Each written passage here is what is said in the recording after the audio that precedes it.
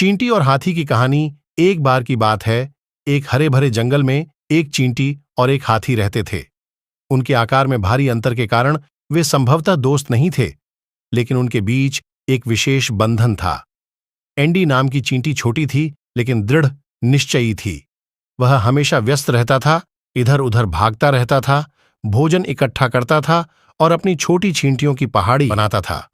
अपने आकार के बावजूद एंडी का दिल बड़ा था और उसकी कार्यनीति मजबूत थी। एली नाम की हथनी कोमल और बुद्धिमान थी। वह अपनी अपार ताकत और दयालु स्वभाव के लिए जानी जाती थीं। एली ने अपने दिन शांतिपूर्वक जंगल में घूमते हुए और प्रकृति की सुंदरता का आनंद लेते हुए बिताए। एक दिन जंगल में एक प्रचंड तूफान आया, जिससे विनाश हुआ। एंडी की चींटी पहाड़ी बह गई, जिससे वह बेघर और असुरक्षित हो गया। तबाही को देख रही एली को पता था कि उसे अपने दोस्त की मदद करनी होगी। एली ने अपनी सूंड से एंडी को सावधानी से उठाया और अपनी पीठ पर बिठा लिया। वह उसे तूफान के प्रकोप से दूर एक सुरक्षित स्थान पर ले गई। एंडी एली की दयालुता के लिए आभारी था और उसने एक दिन उसे चुकाने की कसम खाई। कई महीने बीत गए और जंगल एक बार फिर से विकसित हो गया।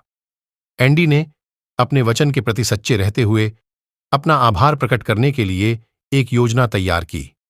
उसने अपने चींटी मित्रों को इकट्ठा किया और उन्होंने मिलकर फूलों से बना एक सुंदर मुकुट बनाया। एंडी ने एली को उसकी अटूट दोस्ती और समर्थन के लिए धन्यवाद देते हुए ताज पहनाया। एली इस भाव से प्रभावित हुई और उसने गर्व से ताज पहना। उस दिन के बाद से एंडी और एली अविभाज्य रहे।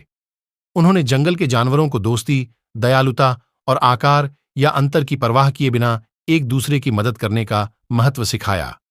और इस तरह चींटी और हाथी की कहानी एक सिख बन गई, जिसने सभी को याद दिलाया कि सच्ची दोस्ती की कोई सीमा नहीं होती।